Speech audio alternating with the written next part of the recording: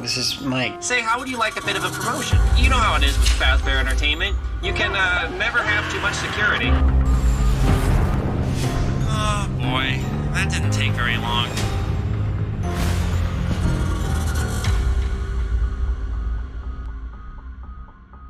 Look, I don't know what to tell you. Accidents happen. Any place that's working with kids is gonna have itself a few hiccups.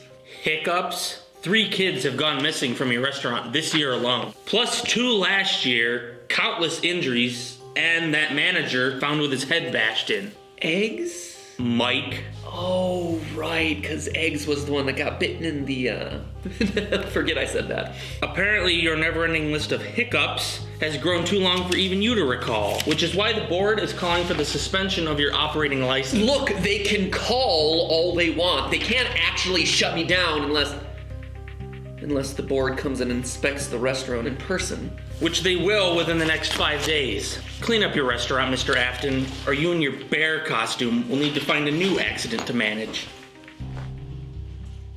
Every inch of this place is incriminating! 10 minutes of poking around this place and they'll discover what I did to those kids. Unless, of course, they discover what you did to these kids. Wild, free-roaming animatronics are dangerous, after all. Which one? That's perfect! Foxy. Foxy the Ferocious. The defective animatronic that caused the bite of 87. Sorry, Foxy. You and I have a date with health and safety.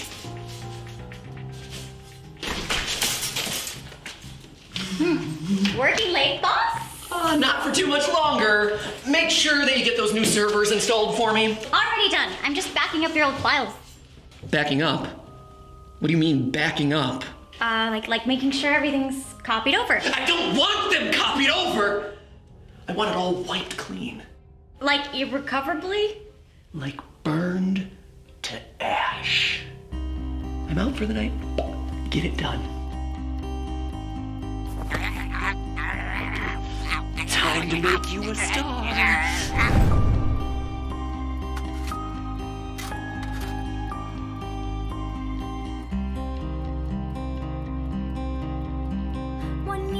Has passed since things began to change and the Fazbear brand was cursed. The deaths were all mysterious and strange, still I bought it all at first.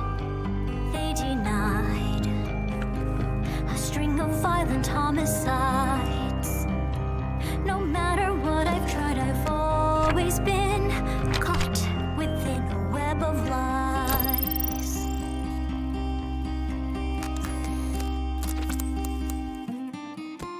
The phone guy came in the middle of the night and dragged Foxy down the hall.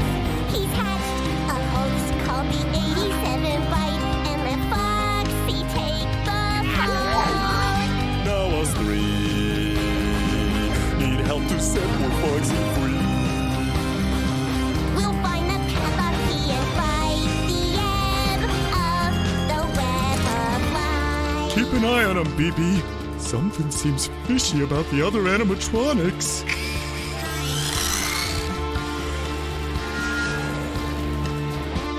Strange hidden file fell into my lap. I need to uncover the truth. Access denied. Yes, override. Did I just goof?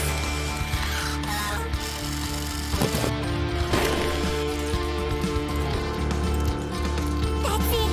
The keys are hanging on the wall, and there's not a soul inside.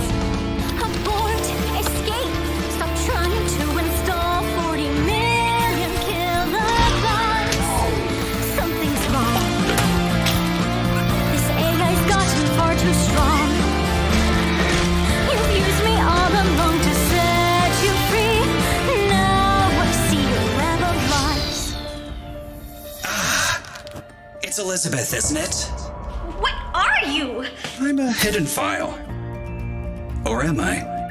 I guess none of us here are quite what we seem. Take you, for example. A hard-working Fazbear employee secretly investigating the death of her brother Michael. Or your uncle, an upstanding business manager using his restaurant as cover to murder kids in his spare time. What a web of lies we've created. Get away from me! Hey, chill out. You freed me. You deserve a reward. How about a haircut?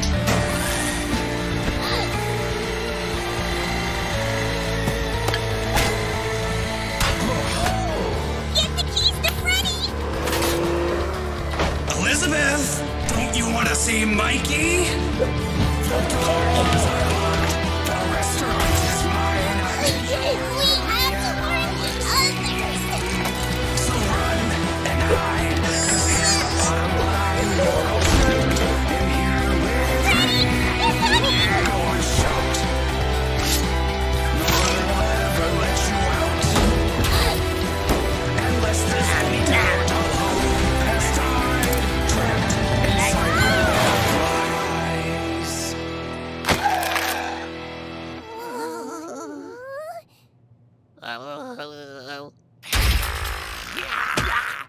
What is this thing? It's cute. Aha! The great Freddy Fazbear. In the flesh. Are you gonna kill us? Of course not. I've got something better planned.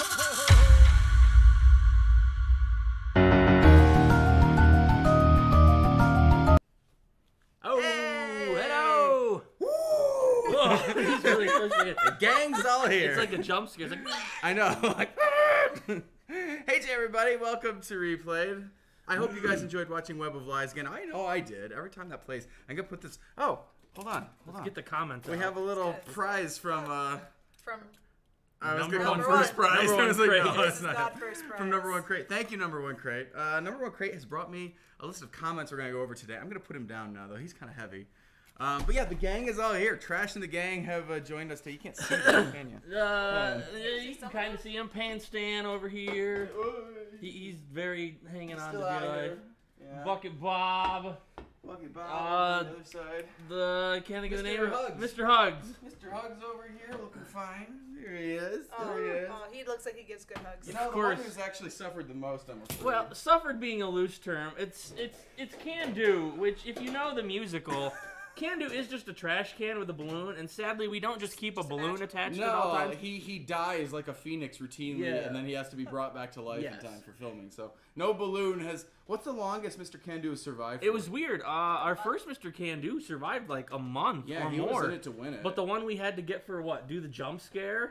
Yeah, I lasted needed like long. a week. A week, if Yeah, it was that. terrible. Yeah, the original Mr. Can-Do was a beast. But yeah, so now you know the secret. Mr. Can-Do is actually just a garbage can who's got a hole in him from. Fortnite Yeah, I think we were filming a teaser. teaser. For it. You took Yeah. a pickaxe to it. or Yeah, something? and put a couple holes in. So Well, this isn't our real trash can, so. poor Mr. And of course, we've got Glitch Trap here with the Balloon Boy and our fallen heroes, Pig Patch, Orville, and the Beard. The beard. They were all defeated by Trash and the gang in that musical. Poor fellows. Okay, so anyway, welcome. Again, if you're just joining us, welcome. We're going to be doing a little Q&A with you guys today here in the chat, but we've also pulled some of our favorite comments from this video, Web of Lies, since it premiered. And we're going to, of course, talk just a little bit about where we're at, I think, with the next one. There's no way we're going to let you guys leave without just giving you a little update. Yeah. A little update. So if you are currently in the chat, we are live right now. We've got a couple of moderators. They're going to help keep the chat running smoothly. They just kind of iron out some of the potholes of, people who are spamming The or hiccups. people We'll call them are the hiccups. The hiccups. Yeah. Uh, No one has a live chat like this without With a couple hiccups. yeah, you run a live chat with children, and it's just hiccups. There's just hiccups.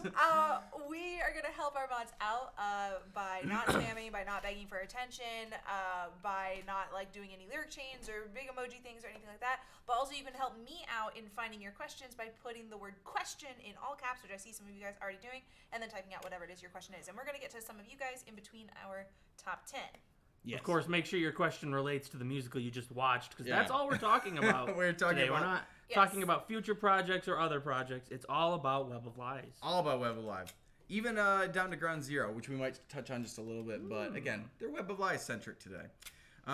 Okay, I guess I'm just going to start us off by reading one of our top 10 favorite comments. I think a lot of you guys are going to find is maybe something you want to know about too. This is a comment that was said by a lot of people. Yes. So, Rugger Pug has asked, please, where is the sequel? Where is the sequel? And like you said, a lot of people were asking the same question. Where is the sequel? So obviously we put out a FNAF remix of Blood and Tears, Out for Blood, earlier this year, and at the end of it we did say Web of Lies Part 2 is coming. We had intended actually to have it out even before that remix. We'd intended to do it last year, but obviously last year went a little haywire, I think, for everybody, definitely for us. We suddenly had to find a bunch of projects that we could do just the three of us here in our house. And Web of Lies is not one of those. Web of Lies requires, or the sequel to Web of Lies requires at least 4 to 5 people to help puppet. It requires Adriana. It requires 2 to 3 other on-screen actors. It requires cameramen. It requires extra hands to help move things around and do it. Right. Usually when we do FNAF, we have a group of maybe team. 10 people that we try to get together. Which for us is massive. It's not that big compared to other YouTube productions, but anyone who's worked with us knows we are literally a skeleton crew. There is like nobody on set who is not actively doing like 4 things. Yeah. So as the situation in the world has continued to change and evolve, we have been literally watching with bated breath, trying to figure out when it will be safe to get this entire crew back together. And we had some high hopes at the beginning of the year that we would be able to do it in 2021. We haven't let go of those hopes yet. Am I speaking out of turn? I don't know because every day I see different things in the news that make me shift one way or the other. So before we talk about a potential, let's talk about just like the state of the union of a sequel. So let's start with, for example, do we have the props? I always guess we should start with a story. Do we think we know what the story is of what the sequel will be? We probably once a week over dinner will sit down and have a conversation about what exactly we want to happen in the next episode of our FNAF story. How broad or like vague are we talking, or how specific? We're getting down to details. Okay. We're like trying to figure out how characters run into each other in just the right way, how to move just the right characters into positions that we want them for the ending. We are literally getting down to the nitty-gritty, and I think at the point that you could potentially start writing a script and like actually have it down on paper exactly what's going to be happening. I believe we could. In fact, I've even like dabbled with some dialogue already for it and things like that, which doesn't sound that far along. But the fact is, we do have the very broad strokes in order. I feel like we had the broad strokes 2 years ago. We had the broadest strokes definitely when Web of Lies came out. We knew. Yeah. We ended it with a cliffhanger, so we knew what we wanted to do. Yeah. So we've had years to try to, refine it. Yeah. And time has been on our side so far as finding cooler ways to do some things. I think there have been opportunities where we've gone, oh, we should try to work this in, or maybe we should change how we're doing that, because this is a stronger way of doing the same thing. So, yeah, story-wise, it has been locked in a direction. The specifics are continuing to fine-tune. Let me just say, one of the broad things that I don't think we have figured out entirely yet, and I hope this doesn't ruin the series for you guys. We don't know 100%, I should speak for myself. I don't know 100% what Glitch Trap's endgame is.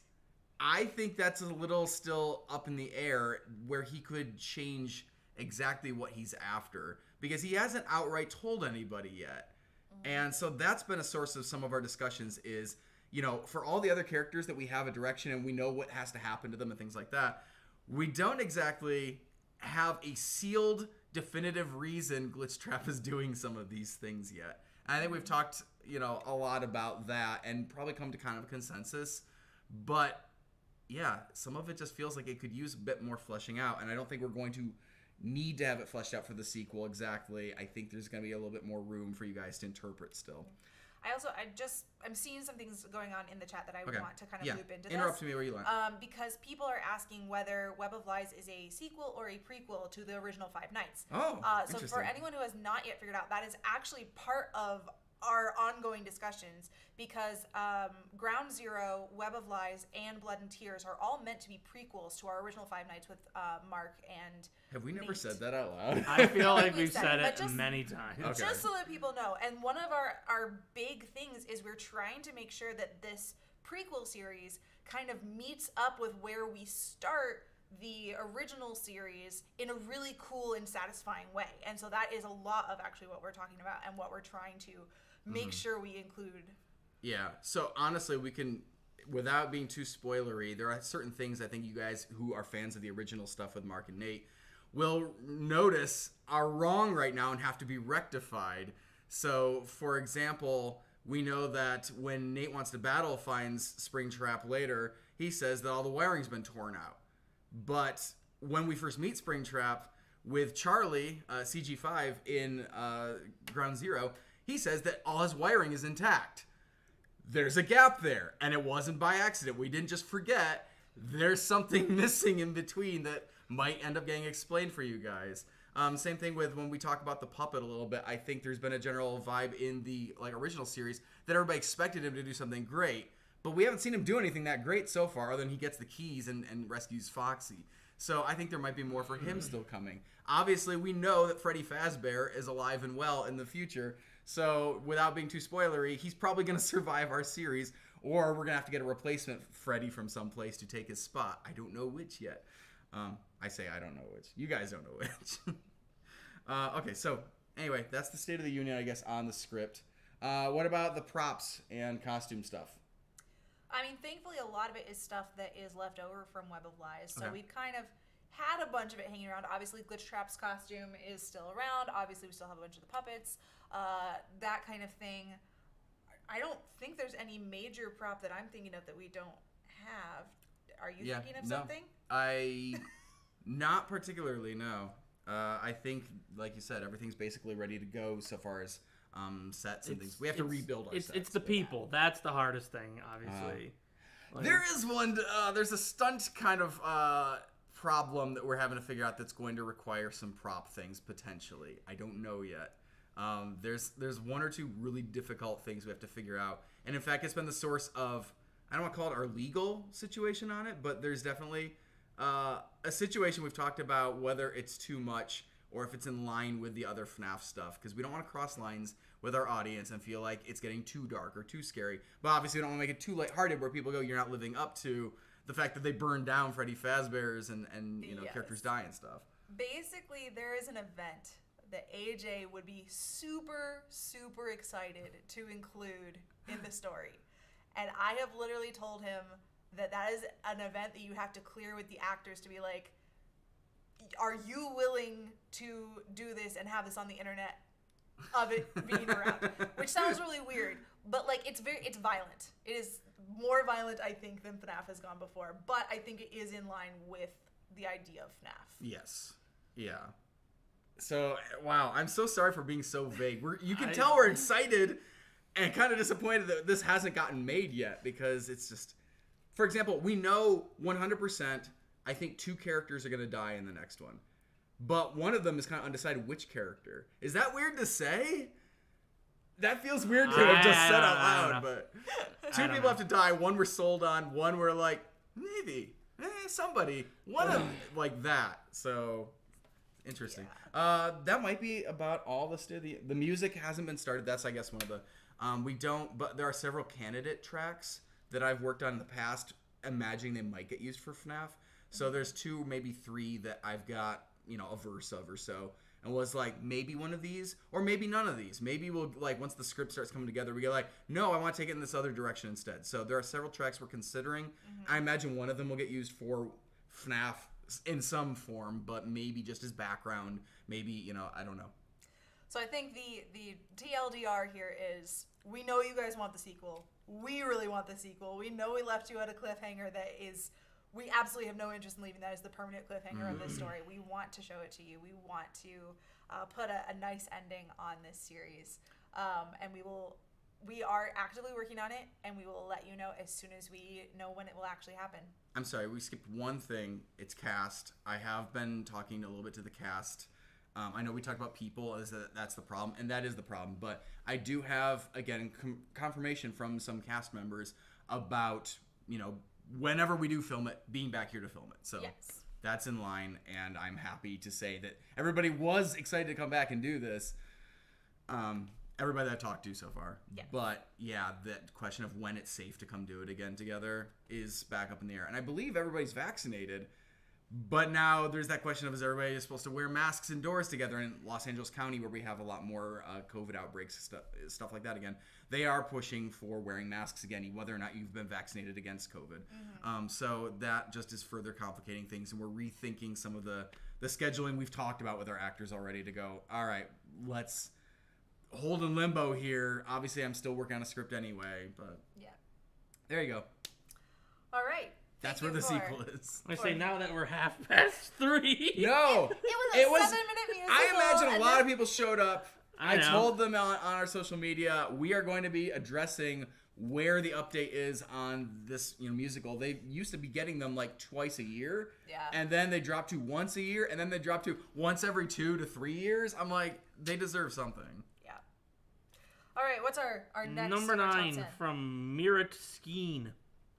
Can we appreciate Matt Pat finally being able to use his musical theater degree in these videos? I mean, he's just so good. He is so good. I think I said in the chat while we were watching like the early part of this musical, I was like, Matt Pat is just eating this scene up. And I remember like being on set with him was so great because he just throws himself into everything, and he is so like excited and enthusiastic about all of it. Haven't we He's said that's incredible. one of those like rookie mistakes for actors is to not commit? Yes. Yeah. And he does not make that mistake ever. Like He broke our He's not a clipboard. rookie. He broke our He's clipboard. all in. It He's wasn't been like trained. this, and he just slammed it down on a desk. And it Shattered shattered. it. Yeah, and granted, obviously, if it was like, we only have one of those props, oh no, like, you can ruin a production that way, too. But something like a clipboard, he was like, we'll figure it out. We'll tape it back together if we have to. It's Freddy Fazbear's. Yeah, but he is always a joy to work with, both because he is incredibly sweet and incredibly polite and wonderful to everyone on set, but also because when you're in a scene with him, he is all in. He is more than willing to just have a great time with you and do what needs to be done to get that really juicy character. And you guys know it. You guys watch it. You guys always talk voted about what him a Best great Guest villain Star is. of the Year, so Yeah. there you go. I know, the garbage truck outside is... I was like... It's that Tuesday thing. We do our live stream, the garbage truck comes by. The garbage man, garbage man, garbage man. I do also see some people in the chat asking if Matt Pat is going to be back. I don't know if we're quite ready to say whether or not he'll be back for FNAF, but I will tell you, we do have a project planned with him that we're hoping to release later this year. So, we love Matt. We are more than willing to work with him as many times as he's willing to work with us. Yeah. Scheduling. Yes. It's always the scheduling. And obviously, he now lives on a different coast from us. So, scheduling got harder. Yeah. Yep, if we can find a way and he's willing to come back to do more FNAF, then, he hasn't sang yet. He hasn't sang the song yet. It's not fair. You guys have been robbed of your Matt Pat solo song, so maybe one day. Yeah. Do you want to read one of these and then go into the chat, or do you want to do more chat? Let's do one more of these. Okay. So this is you. Oh, this is me. Yeah, you get to read them too. It's not just Nate now. What? It's not just me. Our number 8, it looks like it's actually a tie from Matthew Petty. Glitch Trap gives me Ultron vibes. I don't know why. And Derp Trex 5757. Okay, I just finished watching Gravity Falls, and I'm getting Bill Cipher vibes from Glitch Trap. All these great villains, or I guess maybe Ultron wasn't that great. But Jury's out. Yeah, I liked his performance. The rest, it's everything else in it that I'm like. I feel like when you were writing Glitch Trap, you actually used Ultron as a little bit of a inspiration, so to speak. Yeah, I think just the concept, it's weird. Maybe just everybody who ever has an AI come to life, who's like connected to like the internet and whatever else, like they always write the character as being like bemused by humanity, but also like they're pathetic, those humans. They don't know anything. I don't know. It's a weird haughtiness with a sense of humor. When performing the role, though, Casey recorded with actually more of a like a Joker, like a Mark Hamill Joker kind of vibe. Slightly maybe toned back into a Heath Ledger Joker, but we kept going back to the Joker's actually being a little bit of more of the inspiration for how he was going to voice the character. Definitely. Did you have any, like, when you were, like, because you're in the suit. It's you in the Glitch Trap suit in that scene. Pretty much, I think Glitch Trap was actually very informed just by the suit itself, because his head likes to, like, lean and tilt in certain ways, and I was like, you know what, I can either try and control this, or I can just lean into it and let it happen more. And so he got really a jerky kind of motion by just letting the suit itself do what it wanted to do. Which actually I think worked really well. That informed some of the sound design too, because there are definitely moments where he's like, "Take you," for example. It's like, what? Like we just start adding some weird like kind of things when he's like does weird stuff. Yeah, that costume is very interesting to wear. It's definitely a precursor to having built Mr. Hop. Mr. Hop was better done because I'd done Glitch Trap before it.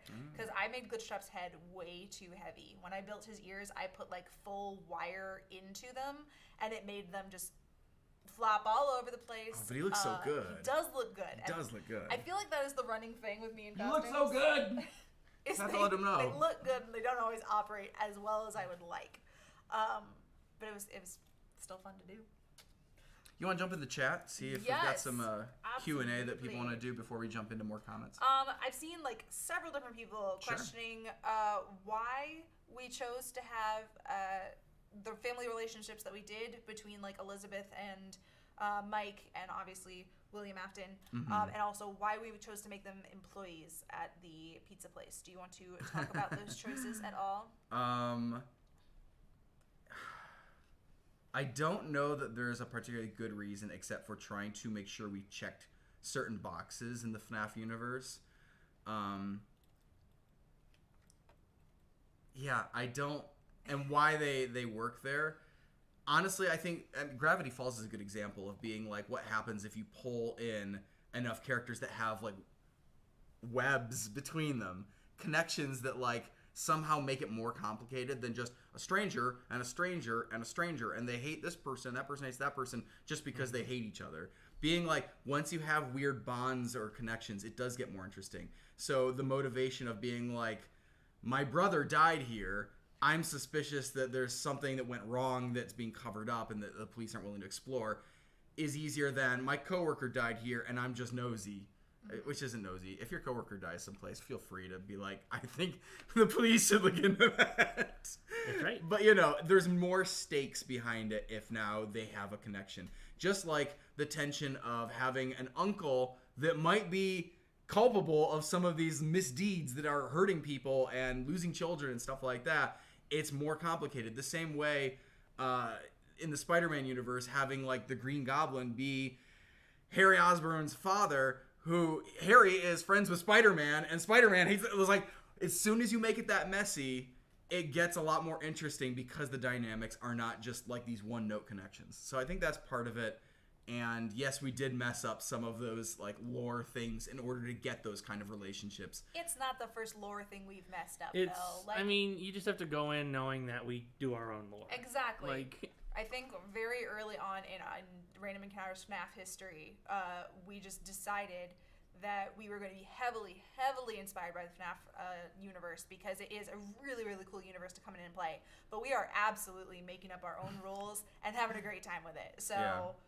I think one other thing is in the FNAF games, William Afton is Elizabeth's father. And also, I think it's portrayed that he doesn't intend to cause any harm to his family. It's just, I kidnap other people's children and kill them, and weird things like that. And to me, it makes it a little bit easier to put some of these characters in weird peril if we go, no, our version of William Afton does not love really anybody but himself. He is out just to do things for himself, and he maybe as like a favor has allowed some of his like nieces and nephews to work at his place, but he has no real love for them. He will use them, he will discard them if he needs to, and I think that puts them in a more precarious position. But it's fine the way the game does it too. If we had done it like that where William Afton's really trying to take care of his daughter and secretly do bad things, that's also interesting. It's just different interesting. And I think you don't need to rehash every detail about FNAF to keep them, you know, the same level of interesting. Alberto Negrete You can do it! wanted to know why we decided to make Glitch Trap a full-sized animatronic instead of a puppet. Which I do believe he is our only, like, full-sized animatronic. I mean, Baby is an animatronic. Baby is an animatronic, I'm sorry, yes. But yeah, otherwise, yes.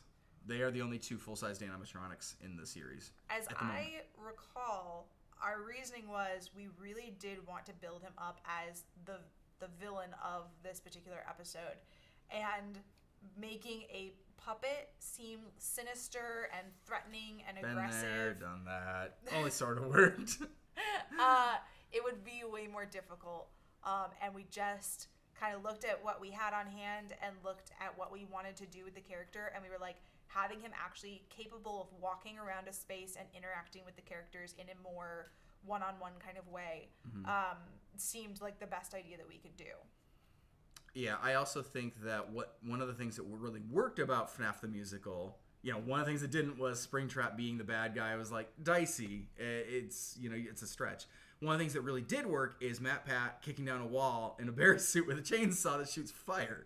That really worked. So recapturing that idea with, all right, what about in a prequel series?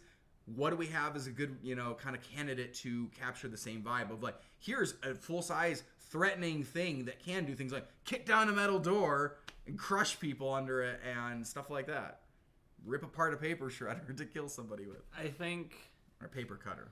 I think that's something where, like, the fact that we had done Baby already as a human helped sell, like, well, sure, it's another human. But I believe also in our thought process behind it, a little more going back to, like, Ultron idea, is that the glitch trap suit it's like, the idea is that it's some sort of, like, suit that maybe William Afton's working on that has, like, electronics in it. Yeah. It's like an updated bear suit kind of idea that the AI gets into and kind of corrupts, basically. Yeah. Right. So that's not kind fully animatronic. It's like the spring lock kind of version, which is weird because we use that on Springtrap. But in the games, the idea that you can get in some of these suits and walk around.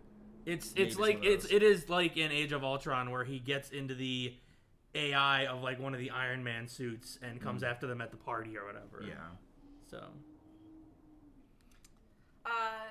I just lost the name. I think it was Aiden Aiden Lopez wants to know how many times did it take for Matt Pat to hit the drawing? Quite a few. I believe that's in the bloopers.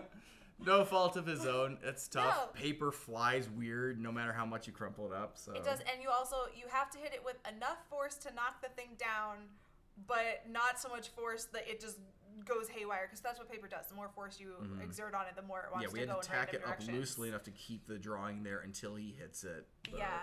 So I think he technically hit the drawing probably 4 or 5 times before he actually managed to knock the drawing down, which was actually what we needed. And I'd say we were probably sitting there throwing the little crumpled up paper like for 15 minutes. I think we said one more a few times. Oh yeah, that's AJ's favorite phrase on set, by the way, is one more. Hey, he was saying it. He's like, just give me one more. It's I can true. do it. Just one more. It's true. Which is again another great thing about Matt is that he does things like that where you don't have to ask him for one more. Yeah. He's Do like, I no, have to? It was like, give it back. Hold on. I can do this. It's like I do my own stunts. Yeah. The celebration after that was like extreme. We were like, yeah, it was perfect. It was like jumping around. That was the money shot we were all waiting for. Fist pumps and everything. That was a clap and a half kind of moment. Definitely. All right, I'm going to jump into another of these comments if that's cool. Yeah. All right, so like I said, we pulled 10 of our favorite comments plus a bonus one. The 7th here is from Terry Dactyl. I love that. Terry Dactyl. 40 million kilobytes. Excellent. I can download Glitch Trap in less space than Call of Duty. The wonders of technology and murderous AIs. 40 million so compact kilobytes these days. Yeah, but back in whatever year this is supposed to take place in, that's a lot of space to have downloaded. In fact, it's really unreasonable that the computer gets that much off the internet on a computer that old. I was going to say, can you even fit 40 million kilobytes on that computer? I believe the hard drive for that computer is like 512 megabytes. So there's no way. But Glitch Trap can clearly just surpass the levels of, he's computer magical, I guess. Do we know for sure that Adriana's just not exaggerating, or does it actually say on the screen 40 million kilobytes? I don't think it says it on the screen. She's probably imagining She's been accurate about everything else, right? Like. Yeah, but it does sound like the kind of thing like abort, escape, stop trying to install 40 million kilobytes. Like, you could say that, and be like, it's actually only like 40 kilobytes. But at that download speed, it feels like it's a lot. Oh no, I don't know. It's true. Maybe. Well, maybe he would be a bigger file now. Maybe he's growing, evolving. I am scared to think what he would look like in today's internet. Like, he would be, like, broadcasting himself around the house through, like, Alexa and stuff. Yikes. Yeah. He could drive your car for you. Is that horrifying? Be like, I'm gonna take you over to Freddy Fazbear. And he'd be like, he doesn't have to be in the car. He can just like call in from OnStar or something, like turn on your ignition and drive you and lock you in the car. Yeah, he could totally do a scene like that. Isn't this like the plot of like Smart House or something? Yeah, it sounds It like is. You made your house too smart. No, but Yeah. Smart House is You trying made to your evil protect bunny you. AI too Okay, smart. so it's the evil version of It's- Smart House. Yeah, it's more like iRobot, where like I mean, Smart House is more like iRobot, where the robots take over in order to protect humanity. Glitchtrap is like. I He doesn't assume want to protect he doesn't anybody. care. Glitchtrap is like Ultron. He wants to destroy humanity. Yep. Number 6 from Unnamed Axolotl. I really like how it's seemingly set in a different universe. A universe where Mike and Liz are still siblings. We touched on this. Yes. But the kids of someone other than William's brother. To which Inc. also has a follow-up. I'm probably more invested in the Random Encounters FNAF timeline than the canon timeline. Yikes. Ours is easier to follow, I think, weirdly, but ours isn't believe even so, as yeah. far along, I think, as theirs. But there are just slightly fewer, I think, confusing things in ours. Thank you. Those are both really nice comments. The Unnamed Axolotl seems to have a name, actually. It's the Unnamed Axolotl. I'm confused. There's a paradox. A paradoxolotl. I'll stop now. Yeah. I don't know. There's much to say about that, really. Yeah. You're right. It's basically its own universe, is what it is. I saw somebody likening it to a bad fan fiction that's actually good, and I can agree with that one too. It does feel like what we do is just take the bones of it and make sure you've checked all the right boxes, and hopefully don't do a bad thing with the characters, but do feel free to do some different things. So, for example, we already messed it up. All Freddy Fazbear and his friends are not trying to kill people. Yeah. So we messed it up. That's the core of the game. We ruined it. There were comments, being like, this was wrong, this was wrong, this was... And I'm like, if you were willing to buy that the animatronics are puppets and they're not bad, you should be willing to buy into the fact that our story is different. I'm like, let's just be honest here. Yeah, never once have they tried to kill somebody. The first musical we made with Mark did make the most sense so far. Is like, maybe the game is all misunderstanding. Obviously, if you get a game over, they do actually shove you in a suit and your eyeballs pop out of it, and that's gross. So it doesn't seem to be a misunderstanding. But, if you never died in the entire first Five Nights at Freddy's game, then maybe you would get to the end and be like, I was mistaken. They were just trying to, welcome me, and I kept freaking out and, shutting the doors and stuff. Maybe. I mean, obviously there are some bad animatronics, and they're all lurking behind us. All the bad... Yeah, this is my favorite thing I think we've done, though, is Trash and the Gang are like a joke in, their first appearance in the Pizza Simulator game. And we saw that and went, we can do more with them. What if they're actually a force to be reckoned with? What if these guys are like the goon squad for, Glitch Trap? So that has been one of, I think, our best additions to the FNAF universe, is giving Trash and the Gang something real and serious. And obviously, once Ultimate Custom Night came out and you could add them, they, I think, posed more of a... They got more of a role in the gameplay and not just they exist and they're silly. But either way, I feel like we've really helped lend to their credibility. They were nothing before us. We made you! Not actually. Oh, I mean, physically we did. We did make you physically. I was the one who roped and taped a pan to a stick. It That was told me. Really well. I like to imagine people being like, "What are you doing?" If they saw you out in the garage and be like, "Trust me, it's a video game thing. It's fine." I want to stand them up. Can we stand them up behind us? No, they are not going to stand up behind us. He barely stands up as he is. But I'm like, wouldn't they look so much better just lurking like that? He's not going to stand. Oh my No, gosh. he's not. Just dig a hole in the floor. like That's not He's gonna going to fall happen. backwards. There's no way. I don't think AJ understands the concept of gravity. We're working on it. Yeah, it was gonna be cool. Trust me. It was. I believe you, but they don't have feet. They're just sticks. Our number 5 comment is from Nathan Jareb. The fact that Glitch Trap uses a guillotine paper cutter like the one that Jason used to cut his own face off in the tapes in Help Wanted when he was already confronted by Glitch Trap. Nice detail. See, we check some of the boxes. We don't check them accurately necessarily, but we want people to catch things like that. And I'm glad people caught things like that, of being like, why is he weaponizing a paper cutter? Oh, because maybe somebody else in the FNAF universe has weaponized a paper cutter before, and it's one of those horrifying things. I do feel like this is a really good follow-up to us talking about how we diverged and we created our own thing, whatever. we do still at the end of the day love getting to be fans with you guys and getting to be like, yeah, we like the same thing you do. We're very excited about this game. We're like super into it. And so putting those little like nuggets in there where it's like, yeah, yeah, we did that. Nuggets does not want to be put in the FNAF universe, please. Nuggets barely survives his own universe. Oh, he would do great in the FNAF universe. What are you talking about? No, he'd be one of those dead children really quickly. I don't think so. I think he and Monty would gang up. The on bite of 87 is what caused Nuggets. Yikes. Oh no! Oh no! Yeah, it is important for us when we make these musicals, and especially the FNAF stuff, for you guys to feel like, you know, we're not just like, here's like a weird company that swooped in, saw a name that was profitable, and dropped it on something that had nothing to do with it. Like, because we know that happens in Hollywood and things like that.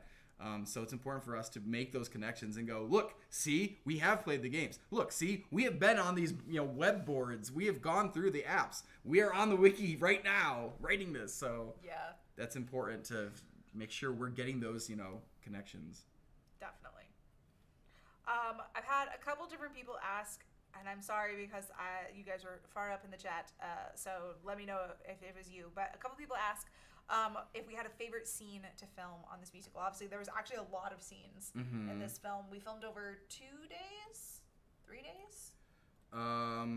It was several days. I want to say it was probably more like 3. Because we had an animatronic day, I think, specifically. We had a Matt day. We had an Adriana day. Yeah. Obviously, a little overlap between those two because they were in the same room. So I minimum 3 days, probably a 4th day for some extra animatronic stuff. I will say, I think the scene where Trash and the Gang attacks Elizabeth was one of the most fun things to do. We had so many people just operating Trash and the Gang, and so many people, like, I think Jules was there literally just hanging on to Adriana so that she could, like, lean back and do the whole, like, attack thing, and it was hilarious. We were all laughing and joking and having a great time while filming this massive attack. I remember being stressed out by it, actually. Being like, these guys don't move very well. We have to be really careful with them so we're not clubbing Adriana in the head with a frying pan. Yeah, like the stakes on a have been raised. This wasn't a problem with like the fuzzy little like monsters. Like, rah, rah, rah, rah. It's like Matt wasn't gonna die. I feel from like that. That's why one of the fun things to film was the fight scene with just all the puppets. Yeah. Of being like, all right, puppeteer this trash can to be stomping on this pig puppet's head and give the crate a knife. All right, so I'm gonna be lame. Somebody said, sorry, I was gonna say somebody was like, we yeeted the puppet across the room to get the keys. Like, it's true. I guess I'll be the lame one and say that one of my favorite scenes was the scene that starts it out with Nate at the table with Matt, because there's nothing fancy about it. That is just the most raw, like, character study work of, like, what happens when you put 2 good actors sitting at a table together and let them do a scene. And one of them is a crazy person, and one of them is trying to, like nail down some sort of accountability with a crazy person. I'm like, that is an interesting scene, and watching them play those lines back and forth was fun. There is also a lot of cut dialogue from that. Maybe at some point you'll get a chance to see it, but there's an extended version of that scene that goes on a bit more, has extra detail, things like that. And again, like, Matt chews the scenery of anything he does, but especially sitting across the table from Nate here, like, that was a really good scene, and it actually hurt a lot to shave it down piece by piece to fit it into, like, an overly long FNAF musical episode as it was. Yeah. Yeah. I've got a couple of people asking who were the puppeteers on this particular project, and if I remember correctly, it was me and Nate. Yeah. AJ was on camera most of the time, but he may have taken a couple turns with puppets. I might have. Katie, Herbert, and Devin. And Yo, I was trying to remember if Casey did anything. Casey did do some. I thought Casey did. Yeah, and the scene where, like, the big scene that all the animatronics are at the table, which was like, my heart soared because I was waiting for that. Yeah, he's puppeteering some of them. So funny. He could have talked for them as Glitchtrap and been like, hello, it's me, Glitchtrap. I'm actually inside of Freddy Fazbear. Could have done it. Didn't do it. Yeah. Yeah. I don't remember if we're missing anybody, but I don't think so. I think Jules did a little bit for Trash and the Gang at the fight scene stuff. I don't remember if he did any of them. Because Adriana, her character has not met any of the like classic FNAF they went home yet. before we filmed any of that stuff because obviously they weren't needed for it. Yeah. It was great though. I remember we were filming the puppet stuff on his birthday, and then we took him out for dinner with all of our puppeteers. I thought we'd be doing it again this year, and it doesn't look like we're going to be doing it again this year, unfortunately. But I was kind of hopeful earlier this year that maybe for my birthday, again this year, we'd be filming Five Nights at Freddy's stuff. It would be great. Yeah. We can take you to Chuck E. Cheese's if you want. You can pretend to get murdered. Actually, I don't think we can because I'm pretty sure you have to be like a kid to get there. All right. If any kids are watching, first of all, you're not supposed to be watching if you're under 13. How old does the child have to be?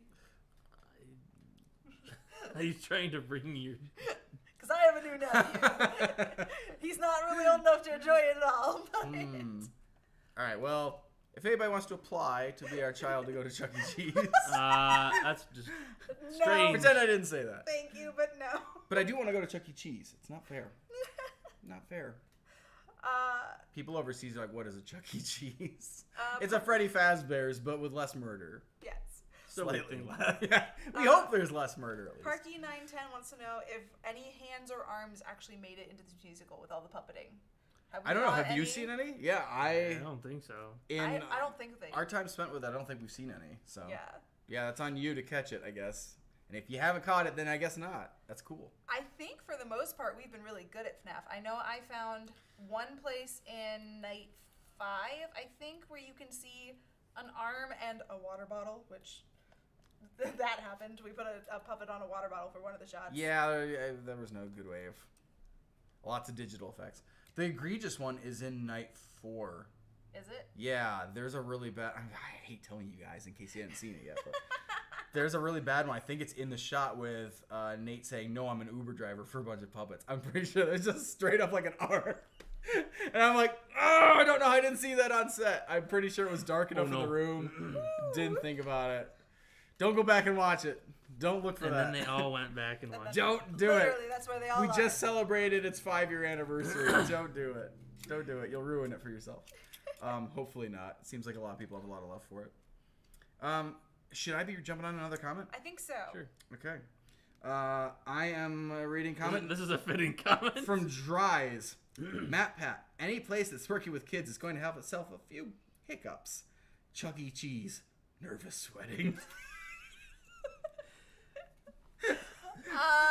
Hiccups at Chuck E. Cheese. That sounds like a Reddit thread I need to go find. Chuck E. Cheese. Somebody in the chat literally just told us all to Google Chuck E. Cheese ball pits, and I'm assuming some terrible things have happened.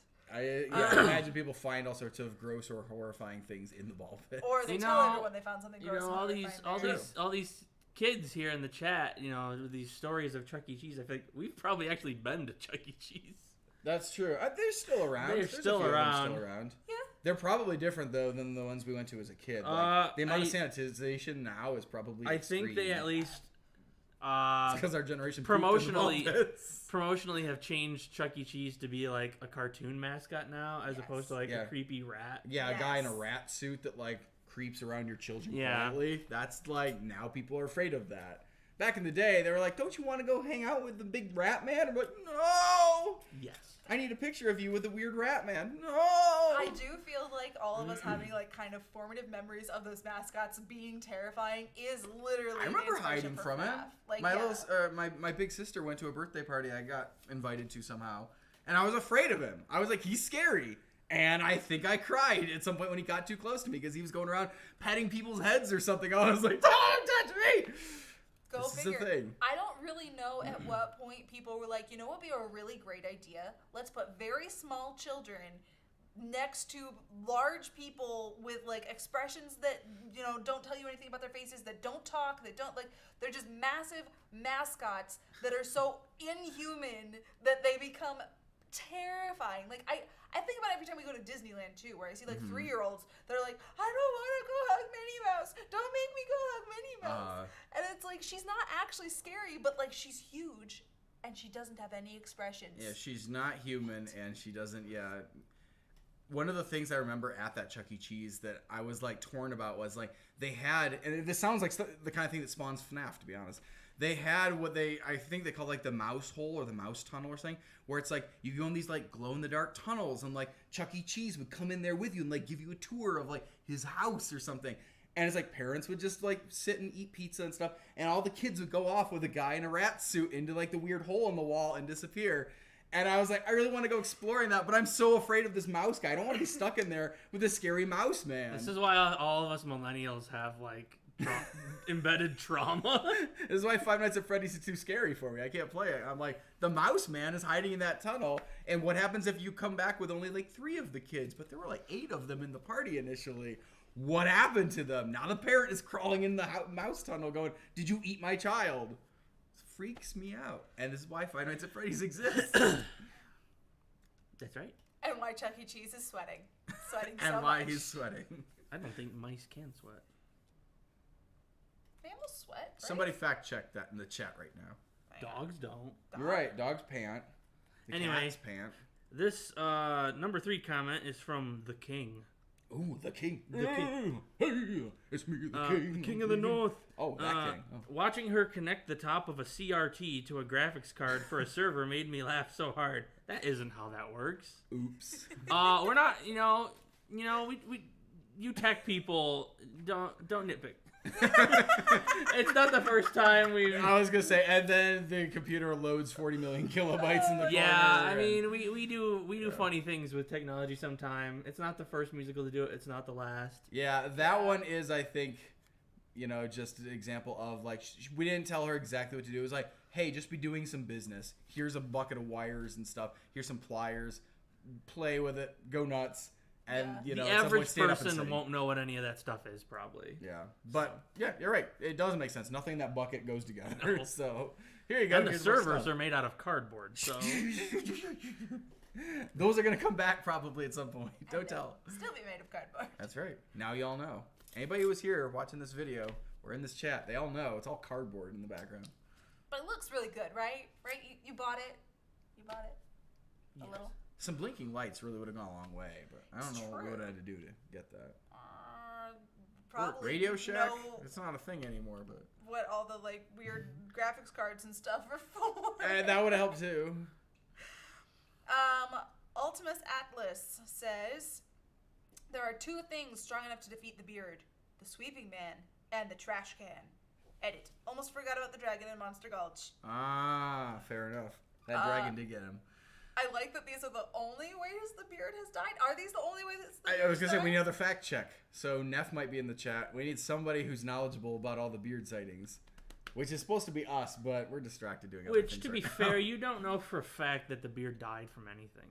It's true. You see the dragon take him in Monster Uh-huh. Gulch. We don't know that he's dead. That's true. We see the trash can eat him. Is he dead? Maybe. He just Maybe. now lives inside of Candu. Until our entire FNAF series is completely over, there's always a chance they'll be like, "Ooh!" and he bursts out of it, and that's how Mr. Candu ends up dying or something. Is the beard like rips his way out from the inside? Don't know. It's possible still, but yeah, not too many things seem to be able to vanquish the beard. I like the idea that he's that invincible. I Like, do too. I like that you just don't know if he can be killed. I know he's gone after he blows up in the Minesweeper one. Well, who's to say he doesn't just But get to be blown fair- up and goes flying? To be in fair, the though, is that distance? really the sweeping man that kills him, or is it a mine? Yeah, the sweeping man was trying to mark that to be like, "Yo, don't step here," and the beard is just ooh on top of it. So he even shakes his head because he's like, "What was the point of going out here and marking these if some dumb bearded fellow is gonna just run across the desert and set them off?" That's right. What do you got in the chat? I had somebody earlier ask me how long the glitch trap suit took to make, and also Rachel A wanted to know if I could remake the glitch trap costume, what would I change? Ooh. The suit itself really only took probably a day to make because it is basically just a bunny suit. The only modifications are to the head, and then I put a white thing down the front and put a vest over it. So he was very, very simple. He was like early days of modifying mascot suits. If I was to remake him, I don't know that I would change too terribly much because I do think that he works other than his ears are too heavy. So I put I said I put wire frames and stuff in it. I used hangers to do it, which is a very thick, heavy wire. I would probably try and go to a thinner wire to make those a little lighter. And I was just questioning whether or not I would replace some of the pipe cleaners that were used for like eyebrows. But I don't know that I would because they work. They do their job. And I they was look actually fuzzy. thinking, would pipe cleaners have held the ears up and been lighter? They might have been. I don't know if they would have done enough though. Yeah. I think there needed to be a middle Fair enough. ground. Okay. Yeah. But yeah, so I wouldn't change much, even though he's like I said, early days, and I wasn't like fully into modifying these suits yet. I think. Oh, he looks pretty fully modified to me. I think I did a good enough If job. you showed the company, they'd be horrified. Be like, what have you done to our beautiful bunny costume? Well, I made it horrifying. I made it better. Better. If you want to scare children, yes, better. This is why I don't leave reviews of the products that I buy. We really should. One day we're gonna go on like Amazon, find everything we've ever bought and like changed them, and like, this is great. If you want to turn it into a murder bunny, here, put up the picture and people like, Yikes. why would you do that? I needed to. Or you have people going like, I totally watched that video. I am so a big fan of that. Do we have other things in there before we move on to here? I want to make sure we get the even like Q&A from people watching today. I feel like a lot of the ones I'm seeing recently are things we answered earlier. Oh no, you have to rewind back to get some of those sorry. answers. So me. Yeah, we don't want to make people sit through the same answer twice. So let's jump ahead, see if these jog a couple more questions. We are to the number one comment. The number one thing that we pulled here. Number one. Yeah, it's from Millie Moo. Matt Pat's character doesn't have any other clothes. Every formal meeting, bear suit. Work, bear suit. Pajamas, bear suit. To be fair, you can see his shirt underneath that suit. But it's always the same shirt as well. I know this because Matt specifically made sure to wear the same shirt under the same bear suit. Oh, he's committed. He was. Yeah, he was like, I brought the same shirt to wear because I know you could see it a little bit in the original. So I'm wearing the same shirt under the same bear suit. Actually, this guy wasn't the same bear suit. We bought a second bear suit to undirty it so it would look like an earlier version of him. You are crafty. Spoilers. So there are two versions. That's another of those things where you watch the Five Nights at Freddy's musical with Mark and Nate, and the bear suit looks really dank and gross and it's got red handprints on it and stuff. You watch him in Ground Zero when you first see, the phone guy show up in the bear suit. It's fairly clean. So some time marks. ends up passing. What happened? What gets him so nasty and gory? Well, we start finding out he's been killing kids. And So this is the clean version. Yeah, you're right. And this is the later. There you not go. So clean Side by side version. comparison of original technically. Oh, we're gonna get demonetized if you guys can hear it. Can you hear our ice cream truck going by? Quick, talk Ice cream man. Ice cream man. I knew he was out there. Riding just outside around our our window. neighborhood, playing a song he doesn't own the rights to. Probably has artwork on the side of his truck he also doesn't have rights to. So Millie Moo, you called us out. You're right. He wears the same clothes every day. Psychopaths tend to get like a style they like to rep. It's true. It is funny he shows up for his meeting with like his lawyer or like the agency. Yeah, that's a little weird. And he's like, I just believe that he wears it for part of his job, whatever things he does at Freddy Fazbear's at this point. I assume he shows up, just wearing that all day to be able to run in and out of the office to like go entertain some kids, steal some kids, murder some kids, comes back to the office, runs out to his meeting, gets a bite of lunch, goes back and murders more kids. Like, I think that's... You would think that alone, though, would make him change his clothes. Like, don't you maybe want to, like... of people's DNA? Yeah. No. He just convinces them it's pizza sauce. It's fine. Maybe it is. Do we have proof that he didn't... Do we have proof that he didn't write "It's me" on his, like, belly in tomato sauce? Just for fun. He, like, wipes his hand off on it. I think that's a perfectly logical theory that it's all tomato sauce. Interesting. From making pizza and stuff. All right, we need a Gets his chemist hands to We need come in CSI to and come take a in. He sample. like wipes his hands off on his tummy and then goes back out. I don't think he cares that much about like looking good. So It's true. you guys let me know. Is it blood or is it pizza sauce? Tell us in the chat. It's pizza sauce. You know what? The answer might end up coming up in the musical someplace. In Just Monica, it is pizza sauce. It's true. On the knife. It's marinara sauce. Yeah. We have a bonus comment here. Bonus! It looks I like love bonus number comments. zero. Number zero. I like to count to zero. From G Gummy Bear. Number ground zero. Gummy bear. Plot twist. Glitch Trap secretly wants to become a hairdresser. Aww. How about a haircut? That's all. He's just hoping somebody will let him give them a Tell haircut. me how my work is. But then he turns on the paper shredder because I don't know. Why would he give anybody a haircut like that? It's the closest thing to like a shaver. Is that it? He was gonna give her like a cool fade or something. But he's like, I use a paper shredder for this. Maybe what he does is he like puts your hair halfway through it and then uses it to like get the even slicing. You know how like they like do that and they cut. Yeah, no, I feel like this is like a total thing that's on YouTube these days. It's like trick haircuts where it's like they use like a cleaver for it, or they use like random cutting instruments. I feel like somebody does not need to do it with a paper shredder. Yeah, premise this 1000%. Don't go put your hair in a paper shredder. Just don't do it. Just don't do it. Don't do it. Don't do it. It's probably safer to Gorilla Glue your hair to your head than it is to put it through a paper shredder. Don't do that either. I'm just saying, of all the bad decisions or bad things that we've seen happen to people with their hair, somehow I think the paper shredder is even worse still. It ranks lower. Maybe. I'm not 100% about that, though. Now that I'm thinking about it, did they have to like remove like her scalp to get that Gorilla Glue out of her hair? I don't know. They did something, but I think she ended up fine. Okay. Either way, don't do either of those things, but definitely leave paper shredders alone as much as possible unless you're putting a piece of paper through it safely. There you go. Those were all the comments that we pulled. What? That was all of them. We got through all of them, and they were very, very good. I was impressed with them for being such a popular musical. Sometimes we get a lot of people that don't follow the channel that are just kind of there and leaving comments like cool and stuff. There were a lot of really thought out, intelligent comments here. Do we have any other questions we want to hit before we sign off and get lunch? Because I'm hungry. I could go for some pizza and then wipe it on myself. Go back to killing some kids after that. Too. Yeah, I just get ice cream? tried to use a poll function to ask whether they thought it was blood or pizza, and it broke. It broke? It broke. A function on YouTube broke? We just got that function. Shocking. Why is it what? I don't know. That was short-lived. Oh wait, no, it's fine. Oh. I'm sorry. It was not showing up correctly, but as soon as I ended it, we had 66 votes in there, and it was 51% blood and 48% pizza sauce, definitely. So, blood? Blood. It was blood. It was both. probably blood. It's a bloody pizza sauce. No, I don't think so. Well, I'm sure he could tell people it's pizza sauce. So, there's that. Yes. All right, so if we have any last minute things we want to... I am not seeing too many new questions come in. Right. I have seen a couple of questions about both AJ and my shirt.